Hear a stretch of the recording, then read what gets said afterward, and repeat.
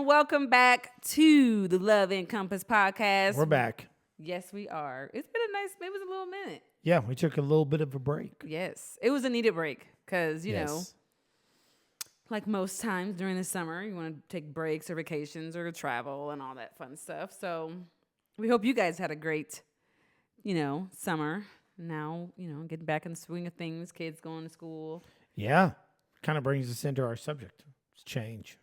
I mean, I don't know. Well, yeah, I guess. Yeah, because we're embracing Yeah, change. Because yeah. now at this recording, we've got two kids in high school. Well, had 2 kids in high school, so that's not that big of a Yeah, but one of them's a senior, Yes, one's a senior. which so means it's- we're gonna have some changes coming. Yeah, for sure. And, the main changes, college, and seeing if we did a good job as parents. Yeah, This Seeing is if when, we just didn't talk it. yeah, well, seeing if, we did a good job. I feel like we did a good job, but then he's like, okay, did we do a good job with, like, preparing them for the real world? Anyways, I digress. So, change. Embracing change Yeah. in marriage. Yeah. Things are different. Things are different. So, like, what are some things that can be different? You as a person evolve and change. Your spouse may evolve and change. Your likes and dislikes. Maybe life lifed, and so your tolerance for things may have changed. Or let's say you did, welcome a new baby or child, or maybe they are leaving, maybe one got married. I mean, there's so many different reasons. Yeah. Or different ways. Or change you could can be come at in. a spot in your life too, though, where it's like maybe you got divorced and it's Yeah. a new change Yeah. for you right now. Yeah, which that was a conversation that I had with my sister Yeah, it's when great. she talked about what her divorce looked like. I know everybody's divorce looks the same, or not the same, but everyone's divorce looks different for different reasons. But we talked about that. So Yeah. So changing, yeah, right? So I think a lot of things have changed over the course of our marriage. Obviously, you have some things that stay the same, but we've had things that have changed, good and bad. So what would you say outside of obviously our oldest, preparing? He has a minute, but preparing to go away to college. What would you say for you, your biggest change has been in our now 19 years of marriage? Boom. you know, I would say, I think probably the biggest change is discovering more about ourselves. And then when realizing that about ourselves, working through that change in a marriage. So I guess what I mean by that is it's like I learned to open up more, that kind of change. But then there's vulnerability that comes along with that. Then there's like, oh my gosh, it's a different, some of the times you can get used to like somebody not opening up. And then when they start opening up, you're like, whoa, this is a lot. that was not my testimony. I was like, oh, No, because you were yay! like, yes, we get to open up and talk about feelings. But for you, what did that feel like when you were doing something you've never done before? You were used to not sharing emotions because that was something that was a learned trait from when you were younger and at home. So for someone out there who's like, hey, that's new for me too, how do I navigate that and become more comfortable sharing or just learning how to share when that isn't something that I've done before, but that's what the other spouse wants? I don't know, because I don't even know if I obviously haven't mastered it. I've gotten better at it. I think there's always just dealing with the vulnerability of it, probably. As a man, sometimes you're just like, all right, well, I got responsibilities. I need to handle it. There's no feelings. There's no emotions. Bury them, suppress them. Let's just keep moving. And then when you start sharing, like, hey, I really don't like that. Or I do like that. Or I don't, I think there's always that, well, what if now through me changing, now all of a sudden you're like, what a big wussy. Oh, okay. So fear of judgment in your vulnerability. Yeah. You didn't want to Wow. be Way perceived. to put it in very cool, like, therapy language. I mean, that's what I hear when I hear you say, hey, this is new for me to be vulnerable because I'm concerned that if I am vulnerable, how is it going to be received?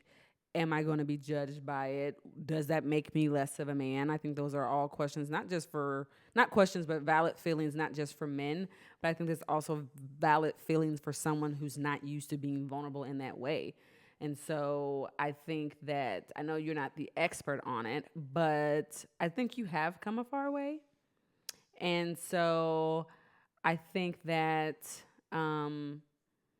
for me and helping you navigate through that is when the opportunity did come where you would.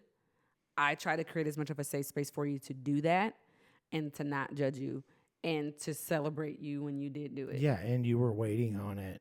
Like, oh, this is going to be awesome. But as far as like, okay, that was a fear of mine to be vulnerable. How am I going to be perceived? You obviously push past that fear. Well, yeah, I think it's because you realize it's like, I don't want to live with this. I don't want to live like this for the rest of my life. I think that sometimes we're like, I think you have to look at your life and be honest with it and say, all right, I may be happy in some areas, but I'm not happy in other areas. And I have to change. I have to embrace change. You know what I mean? I look at it like there's foods that I used to be able to eat a lot of that I can't even eat now. Yeah. No, well, it's probably foods you probably should never have been eating, that your body was just like, hey, enough. Was delicious. I mean, it was more than just a Taco Bell. But Okay, we're not talking about that today. But when I have tried it, not being vulnerable and sharing my feelings because I'm a man, and I've done it now that, okay, this is what she's needing from me. This is what helps bring our relationship, that much closer and much stronger. Do you feel like there's a difference? Do you feel like it's been beneficial for you? Yeah, I think it has. I think anytime, but I had to embrace it. That's what we're talking about. It's like you had to embrace it and realize it may be uncomfortable, but the being uncomfortable and all that other stuff, embracing it, yeah, I think I'm in a much better spot now. So, I cry all the time. Which is so funny because it's like, I do. I think that's one thing that I find so precious about you, though. Oh, precious. That's what every man wants to hear. What I find so precious about I you. do find that precious because I think it is I don't know if stigma is the right word, that as a man, you're not supposed to be vulnerable. You're not supposed to show weakness. And so when you do, I think it's beautiful because you're not allowing that thing to keep you from accessing that place of your heart. Thanks. You're welcome. Thanks that I'm precious and beautiful. It's what it is. So what about you? What have you changed or what have you embraced in changing? Embraced and changing, I would probably say, oh my gosh, I wasn't ready for that question to throw back at me. I mean, there's multiple things, but I think the biggest one that I could think of in this moment is a couple of years ago, because for the longest you would tell me, like, suppression's not good for you. And I was like, what? What's that mean? I don't suppress. And so it finally did all come to a head. And so for the past 3.5 years, it was dealing with all the years of the emotions and feelings that I suppressed from my childhood coming to surface, dealing with the religiousness that I grew up in and kind of continued with, that kind of like, okay, this isn't working. And on top of transitioning into me turning 40. So all of that at once was a lot for me to process and handle. That sounds like a lot. It was a lot. It sounds like a whole lot. Yeah, it wasn't like, oh, here's a little sprinkle of train. It was like, pop, pop, pop, pop, pop. Adult life. Like, it was just like. So how did you embrace it, though? I embraced it because I realized that how I embraced it is by saying I have to, like you with the whole vulnerability, I have to meet this head on. Obviously, the way of being and thinking and processing has not served me well. So I need to change because I felt like, in a way, when the things were coming to surface, because I wasn't properly dealing with them at the moment, it was like dictating me and my emotions and my feelings and how I like was throughout the day. And I didn't know when it was going to come. You know what I mean? And for me, I don't like anything that has control over me. And so I felt like it was controlling me. And so for me, it was a sense of, I'm taking my control back by doing whatever I need to take and the steps that I need to take to like get to the root of this, to change it. Yeah. And I think from my standpoint, while you were working through that and changing through that, is it's the same thing that you did for me is that I did for you. I think you just have to be understanding. Yeah. I'm just joking. Yeah, you were great. You had to be patient. Yeah. A lot of patience. Yeah. And understanding and just working through it. And I think that's why in marriage sometimes people get like, oh, well, my spouse changed. And it's like, well, yeah, everything changes. Yeah. Right? We're not the same size that we were when we got married. Yeah. That's accurate. That's for sure. I was looking at old pictures of ourselves and I was like, wow, that guy. So you're not the same size. Well, yeah, a lot of things change in marriage. Mm-hmm. And you have to embrace each step. This will be a change as our kids go away to college, as we become empty nesters, as we become like, you have to embrace the season of change that you're in. And both of you have to be understanding that they may not respond. Both people may not respond the exact same way. People handle change differently. Yeah. And I think that's why I think communication is so important. Obviously, communication is so important in general in relationships, but that's why it's so important to make sure that you have good communication as well as grace, right? Because I'm pretty sure there were moments where I was like super emotional while I'm trying to process this new thing and working through everything. And I'm pretty sure you and the boys are like, what?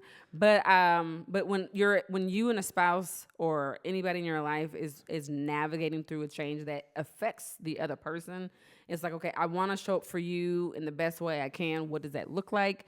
But also communicating through it. Like, I do think that we made sure, like when you were learning how to be vulnerable in the moments that you may not have done the best in articulating what you were feeling because it was new for you, when I would start asking questions, you would say, hey, this is new for me. And I had to remember, oh, that's right, this is something new for him. Okay, I need to extend him grace.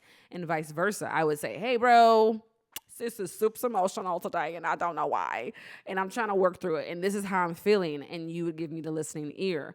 And so allowing that communication to be strong, the grace to be there, and the patience to be there. Because if you don't face the change head on and you try to be like, okay, that's that person's issue or whatever, I think it makes it harder. Yeah, I think you live in a silo. Yeah. Because then it's just about your own feelings. And we've seen that with people that we've coached, couples that we've coached. It's like one person kind of gets wrapped up in their own. And it almost becomes, they're like selfish. Yeah. And so, I mean, obviously you can't be selfish in a relationship. Oh, that's a good Surprise! point. You should put that down. Mark that as you're listening to this. The beauty of it is when you go through the change together, I feel like in our experience, you come out stronger on the other side. Yeah, 100%. I think whatever you face together and in unity and together, you will come out stronger together. Because you're not trying to handle everything on your own. Nobody is perfect.